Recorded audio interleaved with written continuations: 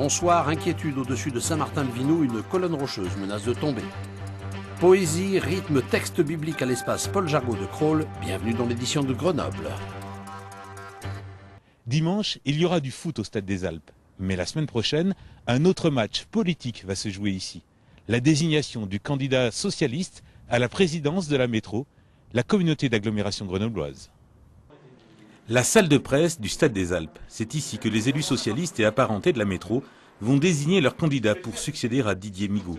L'ancien député maire de Cessin, devenu premier président de la Cour des comptes, doit être remplacé dans tous ses mandats. Et celui qui attire le plus de convoitises, c'est la présidence de la communauté d'agglomération grenobloise. Pour l'instant, 3 candidats sont en lice. Michel Destaut, député et maire de Grenoble. Marc Bayetto, maire d'Ébin, vice-président du Conseil général, président du SMTC. Les deux n'ont pas répondu à nos sollicitations. Le seul qui explique sa candidature, c'est Christophe Ferrari, 41 ans, maire de Pont-de-Clé depuis 2008. J'ai estimé que c'était sans doute plus logique que le président de l'agglomération soit le maire d'une commune périphérique. Mais ça ne veut évidemment pas dire que la ville-centre n'y jouera pas un rôle majeur. J'oppose pas ni la ville-centre, ni les petites communes, j'oppose pas les territoires ruraux, l'urbain. C'est un mélange de tout ça. En fait, ce sont 14 élus de gauche, de petites communes de l'agglo qui pourraient faire pencher la balance. Ils ont voulu d'abord entendre les candidats lundi, avant de voter en groupe mercredi soir et vendredi au conseil de communauté. Des manœuvres compliquées pour ce fauteuil de président, beaucoup plus que pour la mairie de Cessin, où le premier adjoint, Michel Baffer, est le seul candidat. Je suis ravi, c'est un honneur de venir, je dirais, derrière tout ce que Didier a pu faire. En soi, ça fait du bien, c'est de l'émotion, c'est une émotion forte. Demain, l'élection du maire de Cessin sera donc juste une parenthèse dans les grandes manœuvres pour la présidence de la métro.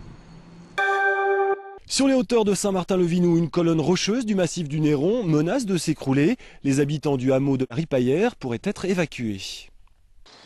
Vendredi dernier, les 80 résidents de Ripaillère ont bien failli faire leurs valises. Au-dessus de leur tête, une masse de rochers en mouvement menaçait de précipiter jusqu'à 10 000 tonnes de pierre. Surveillés depuis 4 ans grâce à des capteurs, ces blocs de calcaire en équilibre sont en mouvement constant. Mais gel et dégel ont accentué leur vitesse d'écartement et donc le risque de chute. C'est ce massif ici, alors, qui est en mouvement général jusqu'en haut, a priori. Donc vous avez toute une colonne rocheuse qui fait à peu près 40 mètres de haut par 10 d'épais à peu près. Le jour où ce bloc bascule, vous avez éventuellement toute cette masse-là qui s'en va. Celle-là, elle est encore enchâssée, puisqu'on a des capteurs à l'arrière qui ne montrent pas de mouvement pour l'instant. En 2007, la ville de Saint-Martin-le-Vinoux a fait construire un merlon de protection de 250 mètres de long pour protéger le hameau.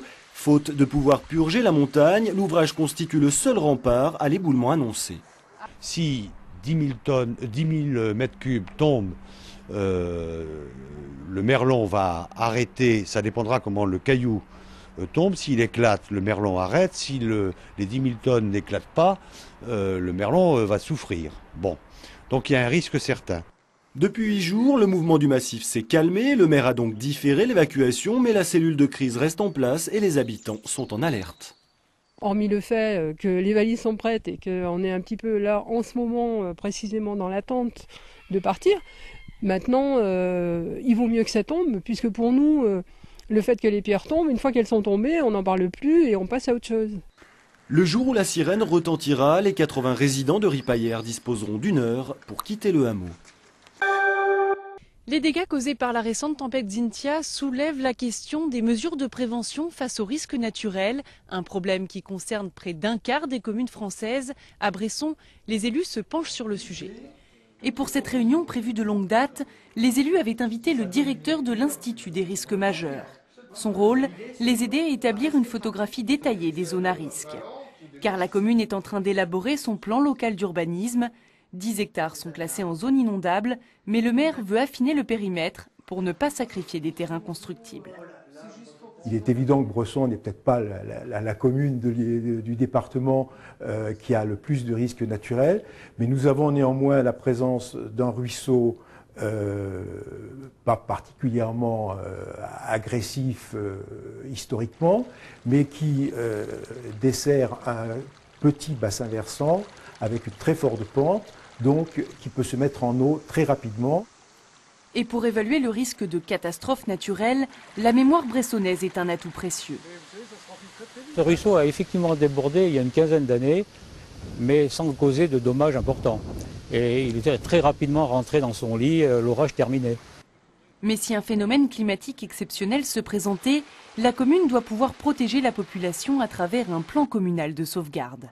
À Bresson, on s'en préoccupe, pourtant la culture de la prévention est encore trop timide en France. Et l'enjeu pour les maires locaux dans notre département, c'est bien sûr de réfléchir au plan communal, mais de s'entraîner, de s'exercer en associant les habitants, puisque l'exercice va garantir le caractère opérationnel de ces choses-là. Il faudra plus d'1 an à la ville pour finaliser son plan communal de sauvegarde. En Isère, 225 communes sont dans l'obligation d'en avoir un, mais seulement un tiers l'ont fait ou sont en train de l'élaborer. Augmenter ses performances physiques et mentales, repousser ses limites, le dopage est présent quotidiennement dans notre vie et parfois là où on ne s'y attend pas.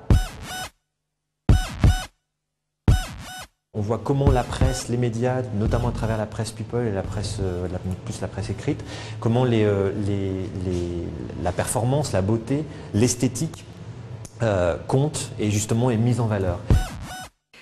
Rester compétitif et performant dans le travail, dans le sport, mais aussi à l'école ou dans la vie de tous les jours. Du simple complément alimentaire aux antidépresseurs, en passant par les médicaments détournés, l'exposition dopage passe en revue tous les types de boosters qui nous aident, nous, occidentaux, à nous améliorer.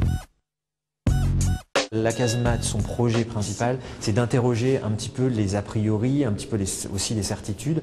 Et c'est vrai qu'à travers le mot dopage, véhicule un certain nombre d'a priori, voilà, que nous avons souhaité essayer de remettre en question. Alors ici, on rentre dans le stade où là, on se retrouve dans les vestiaires avec des produits dopants qui sont utilisés, en tout cas comme la ventoline par exemple ou le Bunestoni. Mieux vivre, mieux vieillir, être performant plus longtemps ou comment tendre vers le bonheur. Et si la petite pilule de jouvence n'a toujours pas été trouvée, la longévité de l'exposition, elle, est limitée. C'est à la casemate jusqu'au 29 août. Ce soir, c'est le début de la tournée Rhône-Alpine du Cri, un étonnant spectacle à base de textes bibliques. Oui, écoutez bien, habitants du monde, et soupons tous ensemble le fils d'Adam et fils de l'homme. 1 heure de mise en scène décalée pour 7 comédiens, danseurs, chanteurs et musiciens, le tout au service d'un message on ne peut plus sérieux. C'est un cri de détresse, un cri de révolte, un cri de résistance, mais un cri aussi d'appel à la vie avant tout pour rester debout et continuer à espérer. La compagnie Ophélia Théâtre n'en est pas à son premier cri. Elle revient avec une deuxième version voulue plus fluide et plus dynamique pour plaire à un public diversifié. Le spectacle n'est pas du tout religieux, hein, on est parti de ces textes qui appartiennent à tout le monde, hein, patrimoine de l'humanité, des textes encore une fois qui ont une force, hein, qu'on oublie, sont toutes les qualités dramaturgiques qu'on peut attendre de tout texte. Le CRI, c'est une dizaine de dates prévues dans la région. Premiers appels aujourd'hui et demain soir à l'espace Paul Jargot de Crolles.